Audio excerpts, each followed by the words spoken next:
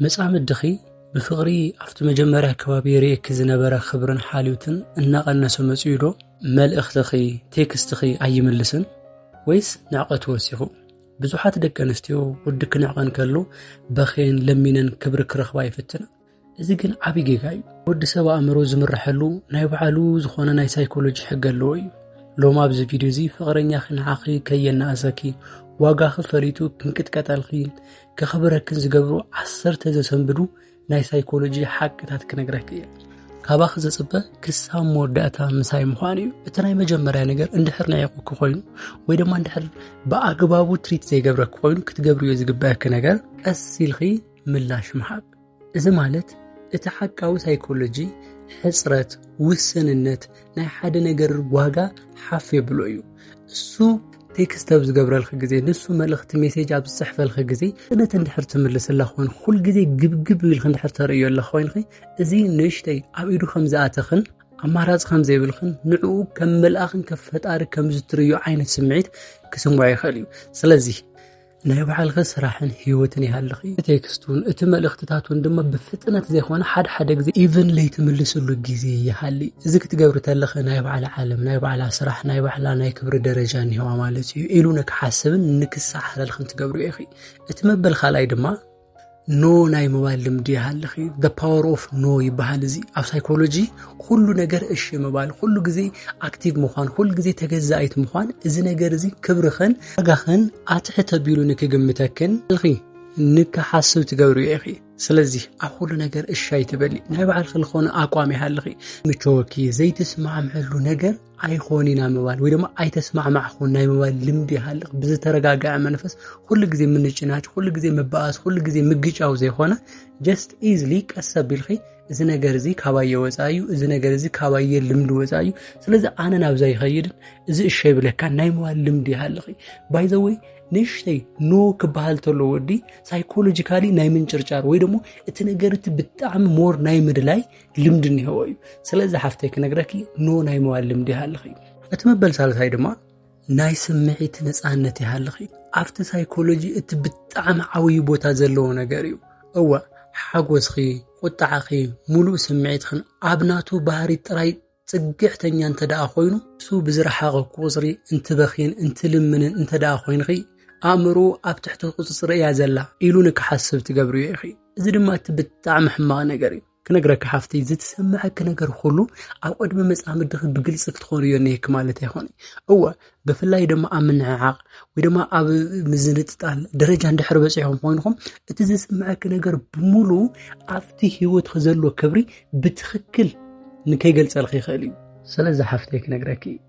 ምስኡ ኣብ ልተባኣስኺ ጊዜ ምስኡ ኣብ ፀገም ኣብ ልወደኸኺ ጊዜ ኩል ጊዜ በኻይት ኩል ጊዜ ለማኒት ኩል ጊዜ ሽሩሩ ባህሊት ጓል ኣይትኾኒ ሓጎስኺ ኣብ ኢድ መጻምድኺ ኣይተቐምጥ እዩ ሓጎስኺ ኣብ ናባዕልኺ ዓለም ግበር እዩ ቤተሰብኺ ባዕረኽትኺ ናባዕልኺ ናስራሕ ዓለም ናባዕልኺ ናይ ህይወትኺ እዚ ደስተኛ ክገብረክ ልኽእል ዓይነት ጓል ኾነሞ ካብኡ መጻምድ ሓዚ እዚ እንድሕር ትገብሪ ኮይንኺ ብርግጠኝነት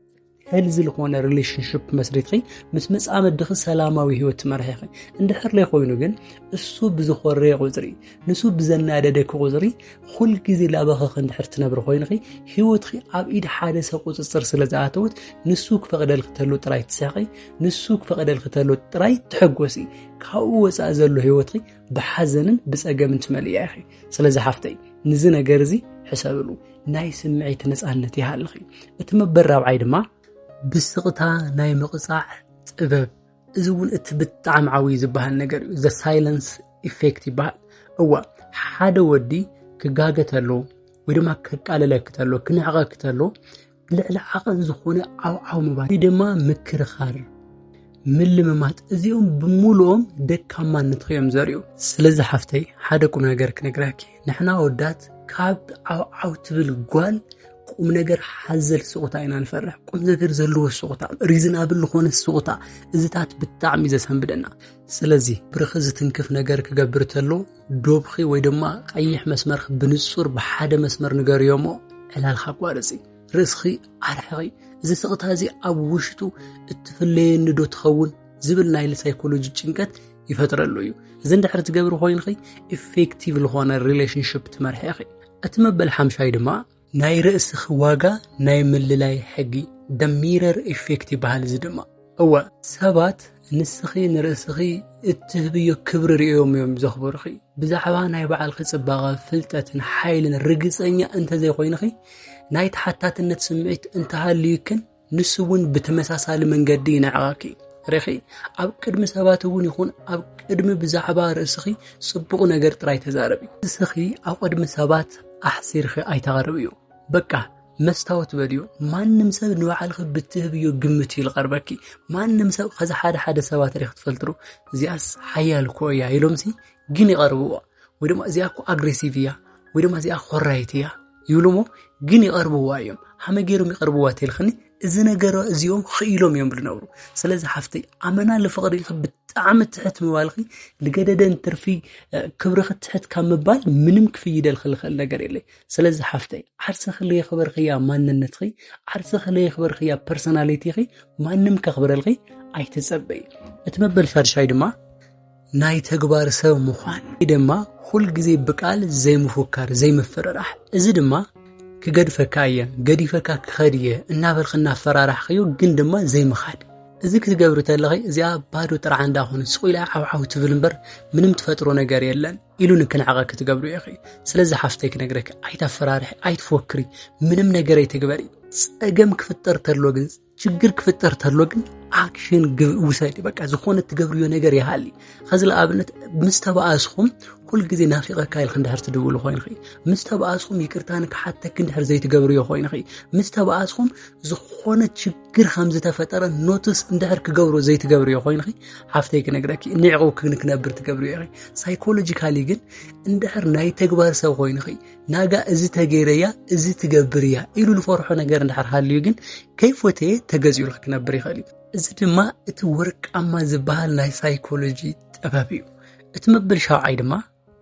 ድኹም ጎንኺ ዘይምውጋዕ በቃ ዝሓለፈ ናይ ህይወት ታሪክ ደካማ ጎንኺ ንክፎትየክ ኢልኺ ንክሰምዓክ ኢልኺ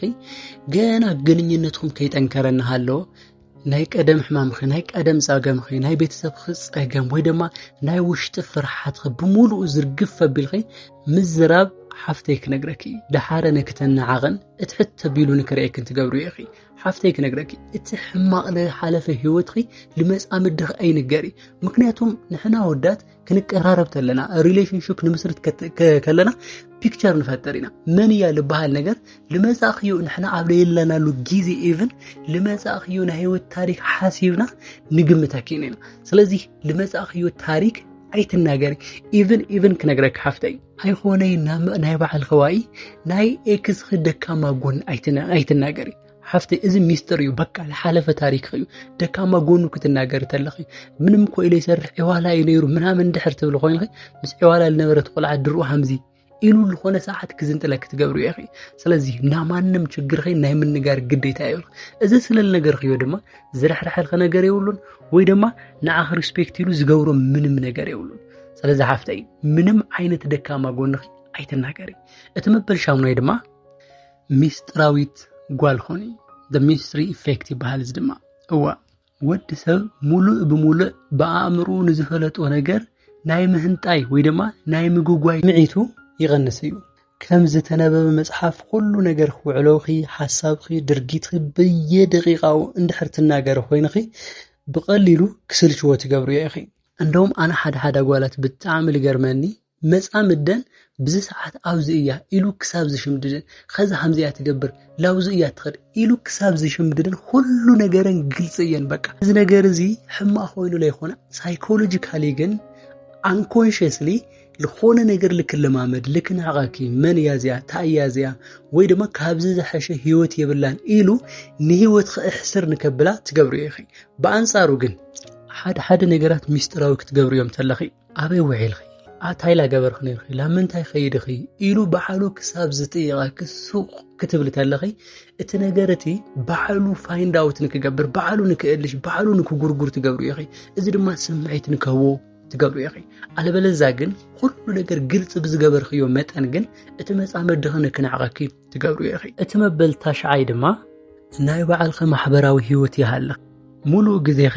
نمس أمد خام من كبخاب نوع تراي من دحر تقبل خوين بيت سب خندحر حاديكي عرخت خندحر حاديكي سراح خندحر حاديكي كل نجار خندحر حاديكي إذا سبب زت هدلاي نطب من قدك فلت يخيلن ريخي ብዙሓት ኣወዳት ክደልዩ ከም ዝኽእሉ ኣወዳት ኣብ ዙርያኻ ክፍጠሩ ከም ዝኽእሉ ንስኽን ድሕር ምስኡ ተፈላሊኺ ካሊእ ደላይ ከም ዘለኪ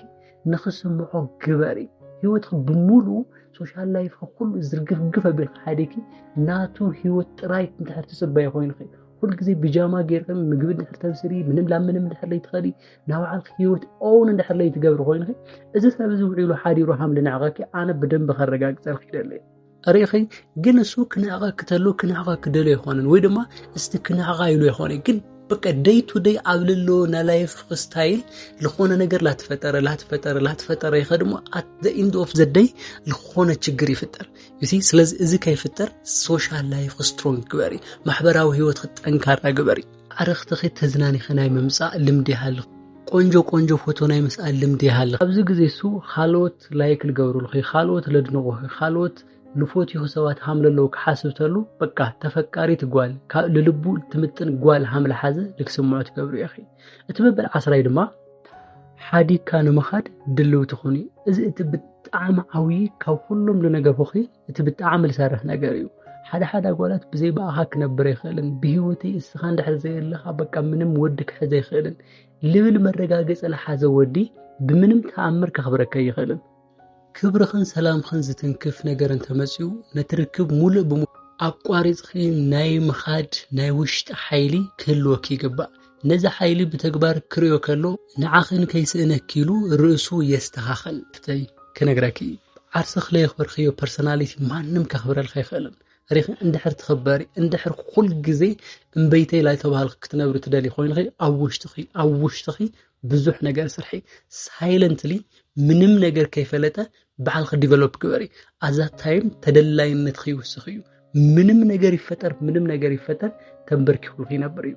نالو مع انت حساب جينيرو سام وداتا مساي سلل سنحن يغني لي እዚ ቪዲዮ እንድሕር ጠቂሙክን ኮይኑ ላይክ ሼር ምግባር ከይትርሳዓ ለዚ ቻናል ሓደሽ ተልኾን ክንግን እዚ ቻናል እዚ ሰብስክራይብ ላገበርክን ቤተሰብ ንክትኾናን ብፍቅሪ ጋብዘክን ኣለኹ ኣብ ልቐፅል ቪድዮ ክሳብ ንራኸብ ሰላም